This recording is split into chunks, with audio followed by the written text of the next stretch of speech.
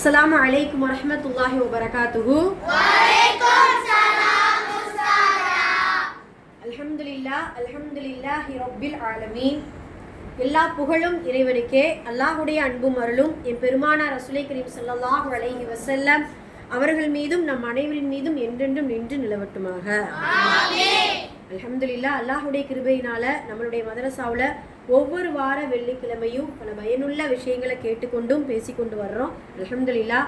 அதன் அடிப்படையில் கிட்டத்தட்ட ஒரு 4-5 வாரமாக குர்ஆனில் கூறப்பட்ட 25 நபிமார்களுடைய ஹிஸ்ட்ரி வரலாறு நம்ம பார்த்துட்டு வரோம். அப்படிதானப்பா? அல்ஹம்துலில்லாஹ். அதனுடைய தொடர்ச்சியாக இன்னைக்கு இன்ஷா அல்லாஹ் நம்ம ஒரு முக்கியமான ஒரு உலகத்திலேயே ரொம்ப பிரபலமான நபிமார்கள் எல்லாருமே பிரபலம்தான். இதுலேயும் இந்த நபியுடைய பேர் சொன்னால் ரொம்ப பிரபலமான ஒரு நபியை குறித்து நம்ம பார்க்க போகிறோம். அதுக்கு முன்னாடி எந்தெந்த நபிமார்களுடைய வரலாறை நாம் பார்த்துருக்கோம் சொல்லுங்க.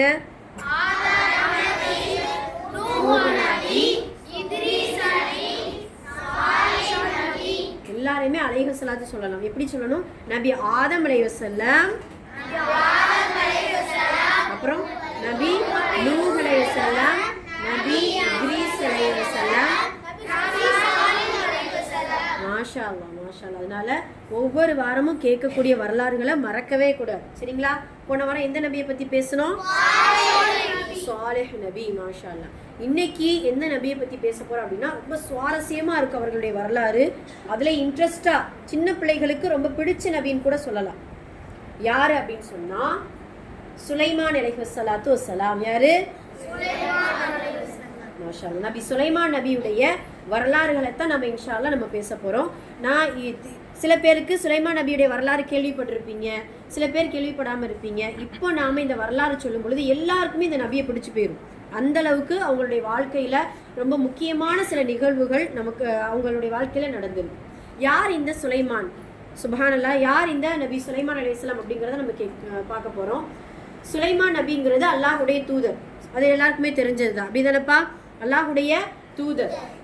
எல்லா நபிமார்களுக்கும் அல்லாஹ் என்ன கடமை சொன்னானோ அதே போல தான் சுலைமான் நபிக்கும் நிறைய கடமைகள், ஏதாவது ஏகத்துவத்தை சொல்வது. அதே போல மற்ற நபிமார்களுக்கு இந்த நபிக்கு என்ன வித்தியாசம் அப்படின்னா, மற்ற நபிமார்களுக்கு அல்லாஹ் ஆட்சி அதிகாரத்தை கொடுக்கல. ஆட்சி அதிகாரம்னு உங்களுக்கு புரியுதா? உலகத்தையே ஆட்சி செய்யுது.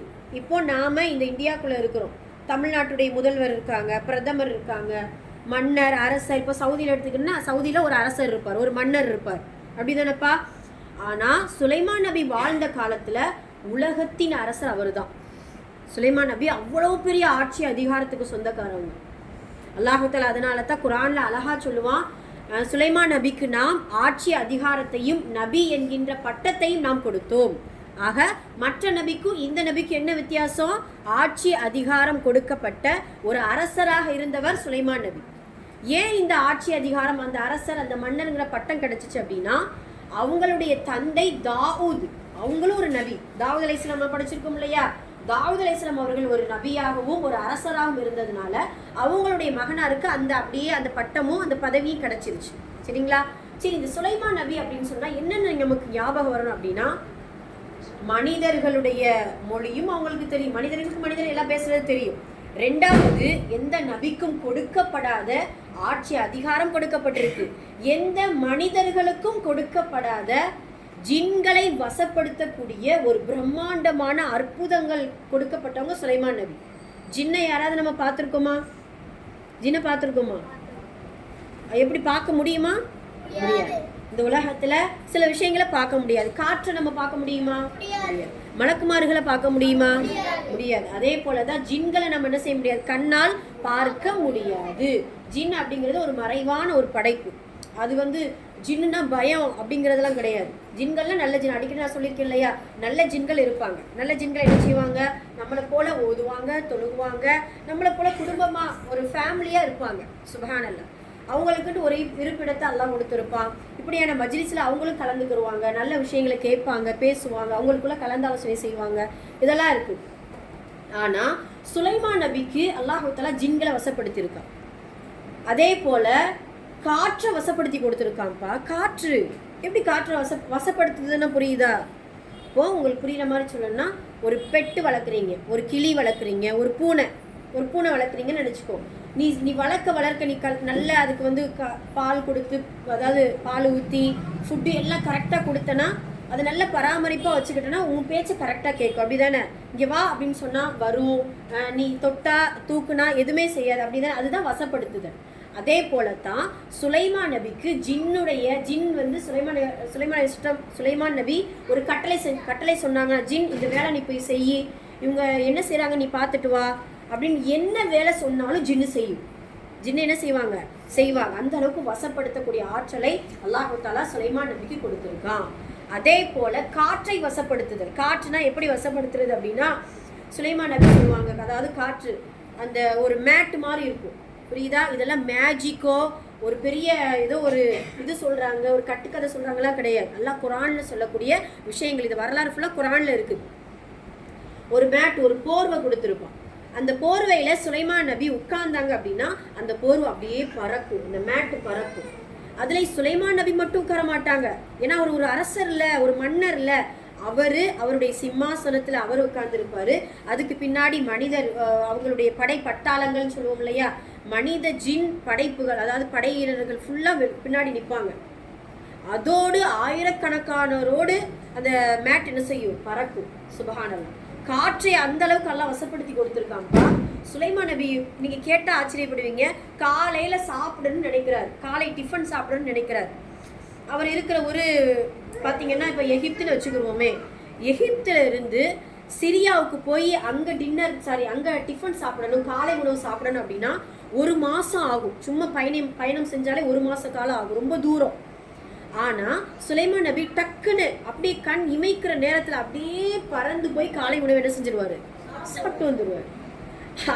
அதே போல் மாலை உணவு எங்கேயாவது டின்னர் சாப்பிடணும் அப்படின்னு நினச்சேன், வேற ஒரு நாட்டில், ஊரில் கிடையாது, வேற நாட்டில் பல நாட்களாக எப்படி 1 மாதம் 2 மாதம் பயண தொலைவை கூட சுலைமான் நபிக்கு என்ன செய்வான் அல்லாஹ் தஆலா 1 மணி நேரமாக, இல்லை சில அதுலேயும் குறைவாகவே என்ன செய்வாங்க, அவ்வளவு ஸ்பீடாக போய் சுலைமான் அலைஹிஸ்ஸலாம் அவர்களை அங்கே போய் லேண்ட் பண்ணிடும் அந்த காற்று. அதுதான் வசப்படுத்துதல். காற்றை என்ன செஞ்சிருக்கா? அல்லாஹ் வசப்படுத்தி கொடுத்துருக்கா. அப்போ ஜின்னை வசப்படுத்தி கொடுத்துருக்கா, காற்றை வசப்படுத்தி கொடுத்துருக்கா. அதே போல் ரொம்ப அற்புதமானது நாமெல்லாம் சொல்லுவோம் இல்லையா, இப்போ நாய், பூனை, கிளி இதெல்லாம் பார்த்தோம்னா என்ன சொல்லுவோம்னா வாயில்லா ஜீவன் அப்படின்னு சொல்லுவோம். அப்படி சொல்லுவோம் இல்லையா? எல்லாத்துக்கும் வாய் இருக்குதுல்ல, எல்லாமே பேசும். இப்போ நாய் குறைக்குது அப்படின்னா அதனுடைய பாஷை அதுதான், ஓகேவா? அப்போ வாயில்லா ஜீவன் அப்படின்னு சொன்னால் என்ன அர்த்தம்? வாய், அது எல்லாத்துக்குமே வாய் இருக்குது. அதே போல் அதுக்குன்ட்டு ஒரு மொழி இருக்குது. இப்போ நாய் குறைக்குது அப்படின்னா நாய்க்கும் இன்னொரு நாய்க்கும் அந்த பாஷை புரியும், அந்த மொழி புரியும். அதே போல் தான் கிளி, அதே போல் தான் புறா, எல்லாமே ஒவ்வொரு சவுண்டு அல்லாஹ் தஆலா படைச்சி வச்சிருக்கா. அது எதுக்குன்ட்டு, அதுக்கு அதனுடைய மொழி அதுதான். அப்போ ஏன் வாயில்லா ஜீவன் அப்படின்னு சொல்கிறாங்க அப்படின்னா, மனிதனுக்கும் மற்ற உயிரினங்களுக்கு என்ன வித்தியாசம் அப்படின்னா, இப்போ நாம் தமிழ் பேசுகிறோம் அப்படி தானேப்பா. கேரளாவுக்கு போனால் மலையாளம் பேசுவான், கன்னடாவுக்கு போனால் கன்னடா, அது போல் ஃப்ரான்ஸு, அதே போல் அரபு, ஒவ்வொரு நாட்டுக்கும் ஒவ்வொரு மொழியை எல்லாம் கொடுத்துருக்கான். ஆனால் நம்ம ஊர் நாய் கேரளாவுக்கு போனால் அதே போல் தான் என்ன செய்யும்? குறைக்கும். வேற ஏதாவது டிஃப்ரெண்ட்டாக குறைக்குமா? மலையாள பாஷையில் எதுவும் குறைக்குமா? அதே இல்லை. அதே போல தான் வேற கர்நாடகா ஏதாவது ஒரு மொழியில் அது இதாக செய்யுமா? கிடையாது. அதுக்காகத்தான் மொழி அதுக்கு ஒன்று தான். நமக்கு பல மொழிகள் இருக்குது. அதனால தான் வாயில்லா ஜீவன் அப்படின்ட்டு சொல்றதாக நம்ம இதுக்கு பின்னாடி இப்படி சொல்லுவாங்க. இது எதுக்காக சொல்ல வந்தோம் அப்படின்னா, இப்படி நம்மள்கிட்ட ஏதாவது ஒரு பூனை வளர்க்குறோம், அது மியோ மியோன்னு சொல்லும். ஆனால் அது என்ன சொல்லுது நமக்கு புரியுமா? நாம் போட்டு அதை அடிப்போம், பிப்போம், அதை தூக்குவோம். நம்ம தூக்கும்போது கூட மியோன்னு சொன்னால் கீழே விடுடா அப்படின்னு அர்த்தம் கிடையாது. அப்படி இல்லைல்ல, ஒன்றுமே ஒரு பாஷையும் புரியாது. ஆனால் சுலைமான் நபிக்கு சுப்ஹானல்லாஹ் பறவைகள் பேசக்கூடிய பாஷை புரியும். அதே போல் எறும்புகள் பேசக்கூடிய பாஷை புரியும். அதே போல் விலங்குகள், சிங்கம், புலி, உலகத்தில் என்னென்ன உயிரினங்கள் இருக்குதோ எல்லா பாஷைகளும் புரியும்ப்பா. சுப்ஹானல்லாஹ், எப்படி நல்லா இருக்கும்ல அது. அது நினச்சி பாருங்க.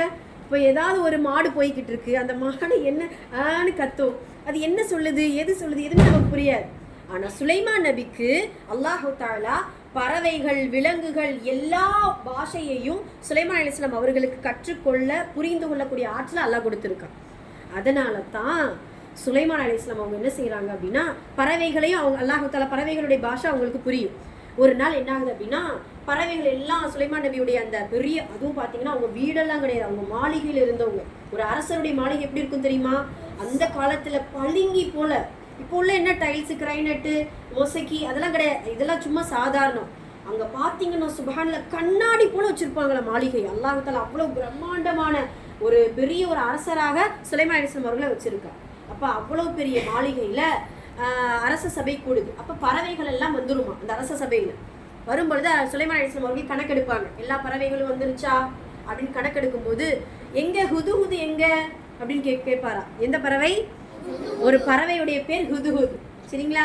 ஹுதுஹுது எங்க? லேட்டா வர்றதே இதுக்கு வேலையா போயிடுச்சு. நான் சொல்லல, குரான்ல அல்லாஹ் அழகா சொல்லுவான் அந்த பறவையை குறித்து.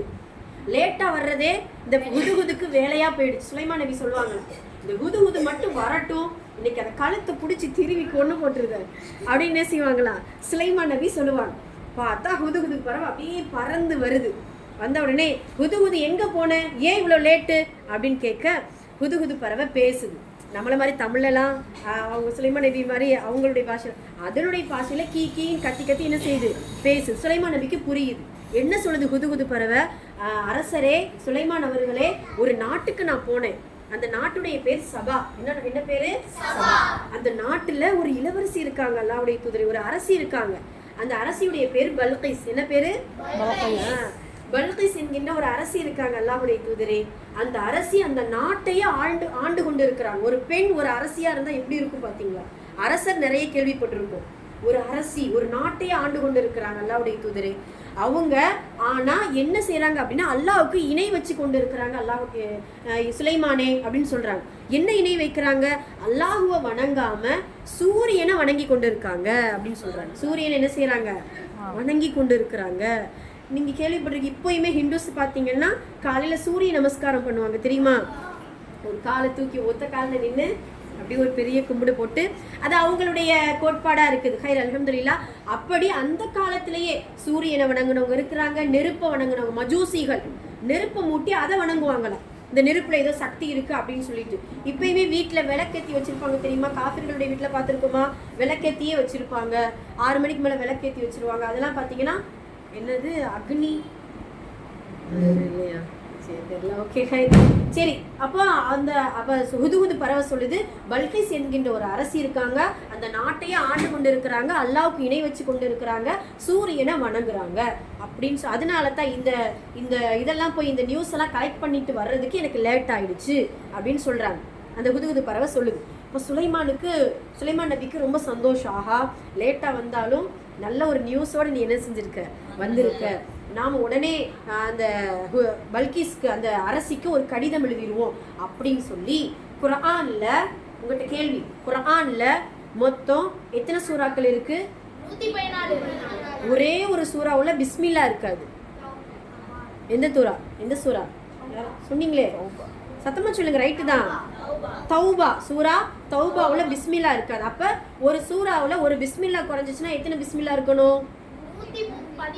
114. ரைட்டு தான், 114ல ஒரு சூறாவுக்கு பிஸ்மில்லா இல்லைன்னா 114 113 பிஸ்மில்லா தான் இருக்கும். ஆனா குர்ஆன்ல நடுவுல ஒரு பிஸ்மில்லா வரும். பிஸ்மில்லாஹிர் ரஹ்மானிர் ரஹீம் சூறாவுடைய ஆரம்பத்துல வராது, குர்ஆன்ல நடுவுல வரும். அது ஏன் வருது அப்படின்னா, அந்த இடத்துல சுலைமான் நபி பல்கிஸ் என்கின்ற அந்த அரசிக்கு பிஸ்மில்லாஹிர் ரஹ்மானிர் ரஹீம் சொல்லி கடிதத்தை அல்லாஹ் தஆலா அந்த குர்ஆன்ல வச்சிருக்கான். எப்படி கடிதம் எழுதுனாங்க அப்படின்னு சொல்லிட்டு. புரியுதுங்களா? இப்போ நாம ஏதாவது ஆரம்பிக்கும் பொழுது நம்ம என்ன செய்வோம், மேல பிஸ்மில்லா எழுதுவோம்ல, அதே போலத்தான் அவங்களுக்கு லெட்டர் எழுதும்போது சுலைமான் நபி பிஸ்மில்லாஹிர் ரஹ்மானிர் ரஹீம் அப்படின்னு எழுதி, நான் வந்து சுலைமான், நான் ஒரு அரசர், இப்படி உங்களுடைய நாட்டை வந்து நாங்கள் கைப்பற்றுவதற்கு நாங்கள் வர்றோம், நீங்கள் வந்து இஸ்லாமிய மார்க்கத்தை ஏற்றுக்கிறணும், அல்லாஹ்வைத்தான் நீங்கள் வணங்கணும், நீங்கள் செய்கிறது தவறு, அப்படி எங்களுடைய கோரிக்கையை எங்களுடைய வேண்டுதல்களை நீங்கள் ஏற்கலை அப்படின்னா நாங்கள் போர் தொடுப்போம் அப்படின்னு சொல்லிட்டு என்ன செய்கிறாங்க, லெட்டர் மூலியமாக எழுதி யார்கிட்ட கொடுத்துட்றாங்க? ஹுதுஹுது பறவைக்கு கொடுத்து விட்டுருதாங்க. ஹுதுஹுது பறவை அந்த அரசிட்ட போய் அந்த லெட்டரை கொடுத்துரு. பேசலை, கொடுக்கத்தான் செய்யுது. நீங்கள் புரிஞ்சுக்கிறோம், அதை எப்படி பாஷை சும்மா கொடுக்குது. தூது புறான்னு சொல்லுவோம் இல்லையா, அது மாதிரி போய் கொடுக்குது. அரசி வாங்கி படிக்கிறாங்க. படித்தா ஃபஸ்ட்டு வார்த்தை பிஸ்மில்லாஹிர் ரஹ்மான் ரஹீம். இதை பார்த்த உடனே அரசிக்கு ரொம்ப பிடிச்சி போயிடுச்சு. ஆஹா, நல்ல ஒரு வார்த்தையாக இருக்குது, இது என்ன புதுவிதமாக இருக்குது அப்படின்னு சொல்லிட்டு அந்த லெட்டரை படிக்க படிக்க படிக்க மனசில் அவ்வளோ பெரிய ஒரு பெண் அரசிக்கு பயம் வந்துடுச்சு. ஏன் அப்படின்னா, சுலைமான் நபி சாதாரண ஒரு அரசர் கிடையாது, சாதாரண ஒரு மன்னர் கிடையாது. அவங்களுடைய படைபலம் எல்லா நாட்டு அரசர்களுக்கும் தெரியும். அந்த அவர்களுடைய படைபலம் எல்லா நாட்டு அரசர்களுக்கும் தெரியும். அப்போ அந்த பல்கைஸ் என்கின்ற அந்த அரசு என்ன செய்கிறாங்க, ஆலோசனை செய்கிறாங்க. அமைச்சர் எல்லாரும் வாங்க அப்படின்னு சொல்லிட்டு அந்த கடிதத்தை வாசித்து காமிச்சு என்ன செய்யலாம் அப்படின்னு சொல்ல அந்த அமைச்சர்கள் இருக்கக்கூடிய பணியாட்கள்லாம் சொல்லுவாங்க, நாம் முதல்ல போய் போர் தொடுப்போம், நாம் சண்டைக்கு போவோம் அப்படின்னு சொல்ல அந்த அரசி சொல்லுவாங்க, பல்கைஸ் என்கின்ற அந்த அரசி சொல்லுவாங்க, நீங்கள் நினைக்கிற மாதிரி கிடையாது, அவங்கெல்லாம் பெரிய படை வீரர்கள், நாம் சிறு படைகள். எப்பயுமே பெரும் படை சிறு படையை வீழ்த்தத்தான் செய்யுமே தவிர என்ன செய்யாது, இது பண்ண முடியாது, வெற்றி பெற முடியாது. அதனால் நாம் அவங்க வர்றதுக்கு முன்னாடி நாம் அவங்களுடைய அரச சபைக்கு போவோம் அப்படின்னு சொல்லிட்டு திரும்பி பல்கைஸ் என்ன செய்கிறாங்க, கடிதம் எழுதி அதே குதுகுது பறவைட்ட உங்களை சந்திக்கிறதுக்கு நாங்கள் என்ன செய்கிறோம் வர்றோம் அப்படின்னு சொல்லிட்டு குதுகுது பறவைட்ட எழுதி கொடுத்துட்றாங்க. எழுதி கொடுத்து சில அன்பளிப்புகள் இல்லை, பல அன்பளிப்புகள், ஒரு அரசனுக்கு என்னென்ன அன்பளிப்புகள் கொடுக்க முடியுமோ, முத்து, மரகதம், மாணிக்கம், தீனார், திருகம், எவ்வளவு கொடுக்க முடியுமோ அவ்வளவையும் தனது பணியாட்களுக்கு கொடுத்து அனுப்புறாங்க. யாருக்கு? சுலைமான் நபி. சுலைமான் நபி வாங்குவாரா? வாங்கல். சுலைமான் நபி, எங்களுக்கு தேவை இந்த அன்பளிப்பு இல்லை, எங்களுக்கு தேவை நீயும் உங்களுடைய நாட்டு மக்களும் அல்லாஹுவைத்தான் நீங்கள் என்ன செய்யணும், வணங்கணும் அப்படின்னு சொல்லிட்டு உத்தரவு போட்டிருந்தாங்க. இங்கே பல்கைஸ் அரசி அவங்க சபா நாட்டிலிருந்து பயணம் செய்கிறாங்க. சுலைமான் இருக்கக்கூடிய நாட்டுக்கு பயணம் செய்யணும்னா 1 மாத காலம் ஆகும். சரிங்களா, 1 மாதம் ஆகும். இங்கே பயணம் புறப்படும் பொழுது சுலைமான் நபியுடைய அரச சபையில் ஒரு அழகான ஒரு ஏற்பாடு செய்யப்படும்.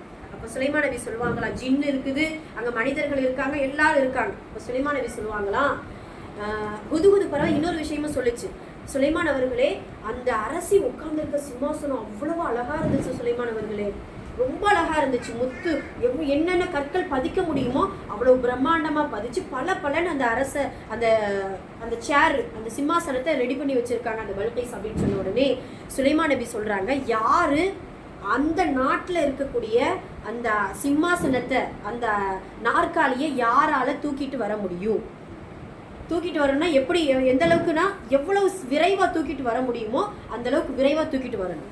ஆனால் அந்த அரசி சாதாரணமாக சும்மா ஒரு பெரிய ஹாலில் ஒரு சேர் வைக்கலை. அது அவங்க என்ன செய்வாங்கன்னா, உட்கார வரைக்கும் உட்காந்துட்டு அதை எடுத்து அறைக்குள்ள அறை பதுக்கி அந்த சேரை போய் வச்சுருவாங்க. அவ்வளவு ரொம்ப விலை உயர்ந்தது அவங்க உட்கார்ந்துருக்கக்கூடிய சிம்மாசனம். அதை யார் தூக்கிட்டு வரா அப்படின்னு கேட்குறாங்க. அப்போ ஒரு ஜின்னு எழுந்து சொல்லுது. அந்த ஜின்னுக்கு பேர் இஃப்ரீத். அந்த ஜின்னுக்கு பேர் என்ன? சுலைமான் அவர்களே, நீங்க உங்களுடைய சிம்மாசனத்துல உட்கார்ந்து எந்திக்கிறதுக்குள்ளே நான் அதை கொண்டு வந்துடுறேன். எப்படி? உங்களுடைய சிம்மாசனத்துல உட்கார்ந்து எந்திக்கிறதுக்குள்ளேயும் பல்கைஸ் உட்கார்ந்து இருந்தாங்கல்ல அந்த அரசி, அந்த சிம்மாசனத்தை நான் கொண்டு வந்துடுறேன். சுலைமான் ஒரு வார்த்தை சொன்னாங்க, நோ அதை விட எனக்கு இன்னும் ஸ்பீடா வேணும். அது நான் உட்கார்ந்து எந்திக்கிறது கூட எனக்கு பொறுமை கிடையாது, எனக்கு அதை விட சீக்கிரமா வரணும் அப்படின்னு சொல்லும்போது, மனிதர்களில் ஒருத்தர், சரிங்களா, அவர் மார்க்க ஞானம் பெற்றவர், அல்லாஹுடைய நெருக்கம் பெற்ற ஒரு இறைநேசர், அவருடைய பேர் குறிப்பிடப்படலை, குரான்ல அல்லாஹ் சொல்றான். அப்போ ஒரு மனிதர் எழுந்து, சுலைமான் அவர்களே, நான் கண் இமைக்கிற நேரத்தில் நான் கொண்டு வந்துடுறேன், கண் இமைக்கிற நேரத்தில் நான் என்ன செஞ்சிடுறேன், கொண்டு வந்துடுறேன். அப்போ சுலைமான் நபி கேட்பாங்க, எப்படி உங்களால் முடியும் அப்படின்னு கேட்கும் பொழுது ஒரு வார்த்தை சொல்லுவாங்க. இந்த வார்த்தை நீங்கள் எங்கே படிச்சீங்கிறத நீங்கள் சொல்லணும். ஹாதா மின் ஃபதுலி ரப்பி. எங்கேயாவது கேள்விப்பட்டிருக்கீங்களா பெரிய பிள்ளைங்க? ஹாதா மின் ஃபதுலி ரப்பி. மாஷா அல்லாஹ், குட். எந்த பெரிய பெரிய வீட்டில், இப்போ புது வீட்டில் இல்லை ஏதாவது ஒரு புதுசாக ஒரு ஸ்கூட்டி வாங்கினவங்க இல்லை ஒரு கார் வாங்கணும், எல்லாருமே முஸ்லீமாக இருந்தாங்க அப்படின்னா முன்னாடி ஹாதா மின் ஃபதுலி ரொப்பின்னு எழுதியிருக்கும். எங்கே பார்த்தாலும் இன்ஷால்லா அதை நீங்கள் கவனித்து பாருங்கள். ஒன்று மாஷா அல்லா எழுதியிருக்கும், இல்லைனா ஹாதா மின் ஃபதுலி ரொப்பி. இந்த வார்த்தை இது என்ன அர்த்தம் அப்படின்னா, ஹாதா இது, மின் ஃபதுலி ரொப்பி என் இறைவனின் அருள் கொடையிலிருந்து ஒன்றாகும், அதுதான் அர்த்தம். அப்போ இந்த வார்த்தையை தான் குரான்ல இருக்கக்கூடிய வார்த்தை. இது இந்த வார்த்தை யார் சொன்னாங்க? அந்த பெரிய இறைநேசர், முஅஜிஸா அற்புதங்கள் நிறைந்த இறைநேசர் சொல்றாரு. ஏன் சொல்றாரு? சுலைமான் நபி கேட்டதுக்கு எப்படி உங்களால முடியும் அப்படின்னு சொல்லும் பொழுது, என்னால் முடியும், ஏன்னா அல்லாஹ் எனக்கு கொடுத்த அற்புதங்களில் இதுவும் ஒன்று அப்படின்னு சொல்றாங்க. அதே போலத்தான் அப்போ உடனே என்ன ஆகுது அப்படின்னா, சுலைமான் நபி கண் மூடி முழிக்கிறாங்க. உடனே அந்த சிம்மாசனம் என்ன செஞ்சிருச்சு? வந்துடுச்சு. ஒரு மனிதனால் இது சாத்தியமாகுமா அப்படின்னா, அல்லாஹு தாலா யாருக்கு அற்புதத்தை கொடுக்க நாடுறானோ அதை என்ன செஞ்சிருவான்? அற்புதத்தை கொடுத்துருவான். அற்புதம் செய்யக்கூடிய அந்த ஒரு ஆற்றலை கொடுத்துருவான். இப்போ கண் இமைத்து, அதாவது மூடி முழிக்கங்குள்ளையும் சுலைமான் நபியுடைய முன்னாடி அந்த பல்கீஸ் அவர்கள் அந்த அரசியுடைய சிம்மாசனம் வந்துருச்சு. ஒரு வழியா அரசு என்ன செய்யறாங்க? அந்த வந்துட்டாங்க. சுலைமான் நபியுடைய அந்த இது அரச சபைக்குள்ள வர்றாங்க. உள்ள நுழையும் பொழுது தூரத்துல சுலைமான் நபிக்கு பக்கத்துல அந்த சிம்மாசனம் இருக்கிறத பாக்குறாங்க. சுலைமான் நபி ஒரு ஏற்பாடு செஞ்சிருக்காங்க. என்னன்னா, சிம்மாசனம் அந்த அவங்க வச்சிருக்காங்கல்ல, அதுல சின்ன சின்ன மாறுதல் பண்ணி வைங்க ஜின்ட்டு சொல்றாங்க. சின்ன சின்ன மாறுதல், அதாவது இந்த ஒரு சில கற்கள் பதிச்சிருக்கோம்ல, அதை எடுத்துட்டு ஏதாவது வேற கற்கள் பதிச்சு ஏதாவது ஒரு மாறுதல் பண்ணி வைங்க, பல்கீஸ் கண்டுபிடிக்கிறாங்களா அப்படிங்கிறத பார்ப்போம் அப்படிங்கிறத சொல்றாங்க. சொன்ன உடனே தூரத்துல இருந்து சுலைமான் நபிக்கு பக்கத்துல இந்த சேர் இருக்குது, அந்த சிம்மாசனம் இருக்குது. உள்ள பல்கீஸ் அம்மா உள்ள வரும் பொழுது நேரா பாக்குறாங்க. அந்த சேரை பார்த்த உடனே சுலைமான் நபி கேட்குறாங்க, இது யாருது அப்படிங்கிறது தெரியுதா அப்படின்னு கேட்கும் பொழுது, அதே இது பல்கீஸ் சொல்றாங்க, இது என்னோட இது தானே, எப்படி வந்துச்சு? மாறுதல் பண்ணினாலும் அவங்களுக்கு என்ன செஞ்சுட்டாங்க? கண்டுபிடிச்சிட்டாங்க. என்னுடைய தானே, இது எப்படி வந்துச்சு அப்படின்ட்டு ஒரு ஆச்சரியம். ரெண்டாவது, அந்த உள்ள அவங்களுடைய மாளிகைக்குள்ள, சுலைமான் நபியுடைய மாளிகைக்குள்ள வரும் பொழுது அவங்க போட்டிருக்க ட்ரெஸ்ஸை கரண்ட காலுக்கு மேல தூக்கி பிடிச்சி உள்ள நடப்பாங்க. ஏன் நடக்காங்க தெரியுமா? இப்போ மதரசாக்குள்ள தண்ணியா இருந்துச்சுன்னா என்ன செய்வோம்? தூக்கி பிடிச்சி நடப்போமா? அதே போல அந்த மாளிகை பார்த்தோன்னா கண்ணாடியா இருக்குது.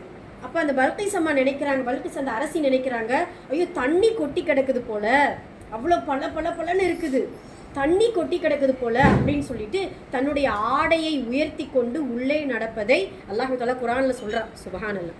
அந்த அளவுக்கு சுலைமான் நபி தன்னுடைய மாளிகை அவ்வளவு பிரம்மாண்டமா ஆக்கி கொடுக்குறார். அதுக்கப்புறம் பார்த்தீங்கன்னா நிறைய விஷயங்கள் சுலைமான் அலைஹிஸ்ஸலாம் அவர்கள் சொல்றாங்க, ஏகத்துவத்தை பத்தி சொல்றாங்க. சொன்ன உடனே ஒரு வழியா பல்கீஸ் என்ன செய்யறாங்க? சுலைமான் நபி எடுத்த மன்னிப்பு கேட்டு, உங்களுடைய இஸ்லாமிய மார்க்கத்தையும் அல்லாஹ்வை நாங்கள் என்ன செஞ்சுக்கிறோம்? பரிபூரணமாக ஏற்றுக்கொள்கிறோம் அப்படின்னு சொல்லிட்டு ஏற்றுக்கொள்றாங்க. பின்னொரு காலத்துல சுலைமான் நபியே அந்த பல்கீஸ் அரசியை திருமணம் செய்ததாக ஒரு வரலாறு இருக்குது. அது லொய்ஃபா சஹீஹா அப்படிங்கிறது அல்லாஹு ஆலம், அல்லாஹ்வுக்கு தான் தெரியும். அதுக்கப்புறம் இவங்களுடைய ஆட்சி இவ்வளவு பிரம்மாண்டமா இருக்குது. ஜின்னை வசப்படுத்தியிருக்காங்க, காற்றை வசப்படுத்தியிருக்காங்க, எல்லா உயிரினங்களுடைய மொழிகளையும் கற்றுக் கொடுத்திருக்கிறாங்க. இன்ஷா அல்லாஹ் தொடர்ச்சியா இன்னும் அடுத்த வாரமும் சுலைமான் நபியை பற்றி தான் நம்ம பேச போகிறோம். அவங்களுடைய மரணம் எப்படி, அதுக்கு பின்னாடி அல்லாஹ் இன்னும் பெரிய ஒரு அற்புதங்களை சொல்லியிருக்கான், அது என்ன அப்படிங்கிறத இன்ஷா அல்லாஹ் தொடர்ந்து பேசுவோம். சரிங்களா? இன்னைக்கு புரிஞ்சிச்சா? ஓகேவா? சரி, அல்ஹம்துலில்லாஹ். அஸ்ஸலாமு அலைக்கும் வரஹ்மத்துல்லாஹி வபரகாத்துஹு.